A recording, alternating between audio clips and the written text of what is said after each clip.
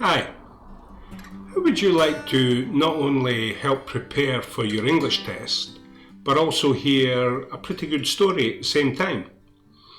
My name is Mike and I've been teaching English and helping prepare students for various exams for a lot of years now, well, since this was a very different colour.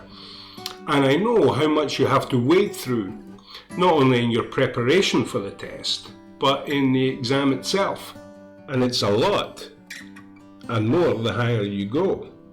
And the stuff you have to read, I mean, no one expects it to be anything meaningful or worth reading.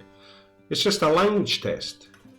It doesn't need to be informative, thought-provoking, inspiring, or significant in any way. It only matters that you understand it, whatever it is. Now, anyone who's ever taken an English exam knows this and doesn't expect anything different.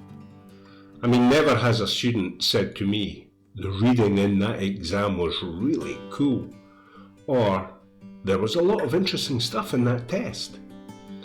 The material is chosen for its language first, content second.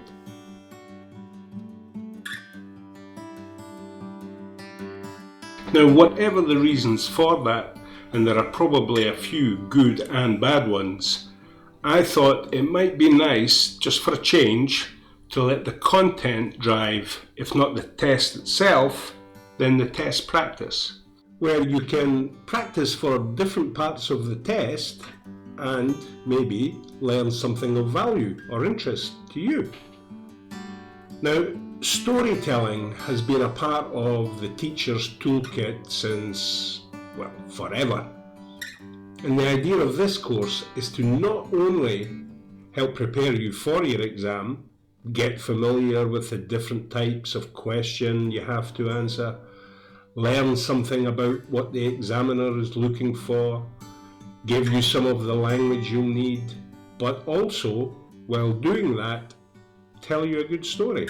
Now, I'm not saying this is a story for everyone, but before I tell you something about it, let me tell you how it works, which is quite simple. The course or test is a story. Each part or chapter of the story, the content, is told with a specific language task or exam question type.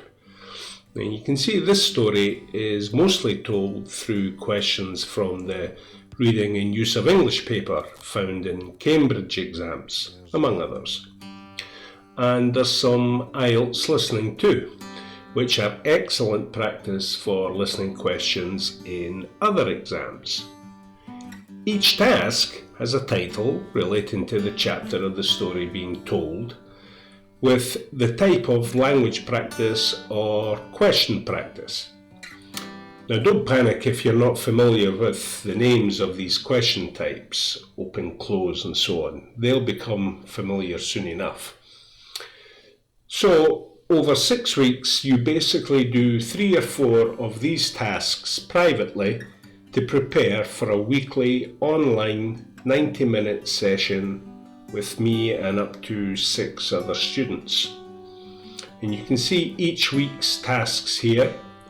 In the live session, we'll check the answers and I'll respond to any questions or queries you might have about the language, the grammar, or the question type.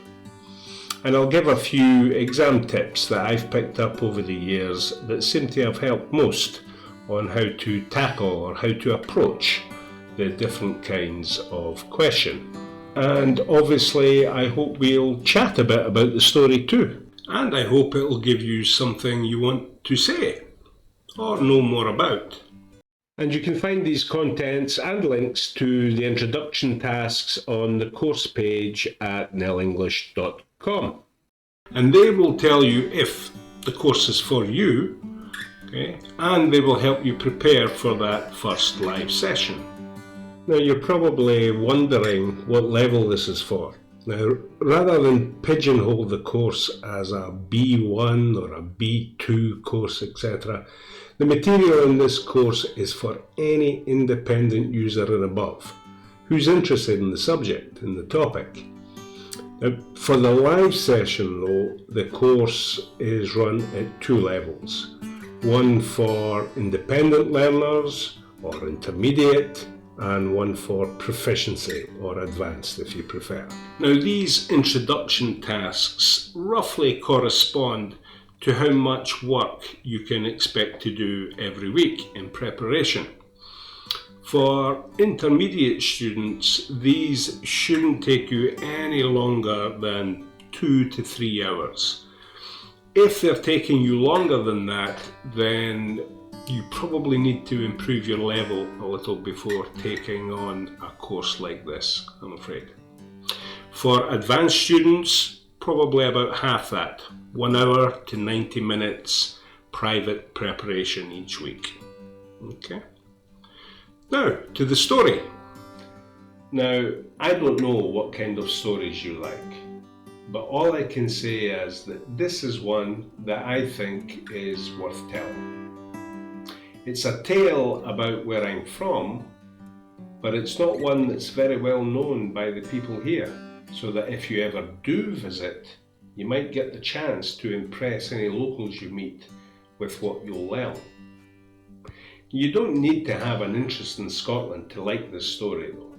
I mean, Macbeth is about medieval Scotland, but it's about many other things too. Yeah? Ambition, evil, the supernatural, etc. Yeah? And these themes are universal. Now, I'm not saying that this will be anything like as good as a Shakespeare story, okay? But it is about something universal. Sure, you'll learn about people and places in Scotland, but this is really a science story, or a science history story.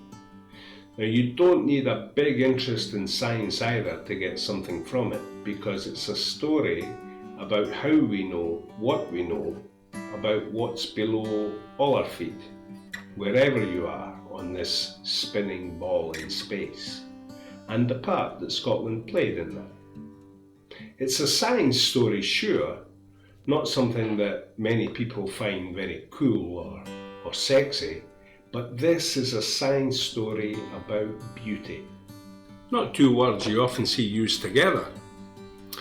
Now, even if you don't like science or have absolutely no interest in Scotland, but you like the idea of learning English through stories, drop us a line at info@nellenglish.com.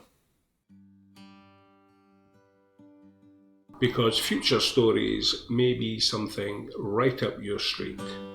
Okay. So take a look at the video and the first 3 chapters of this tale and let me know if this one is. And that's it. Thanks for listening. Maybe see you later. Bye bye.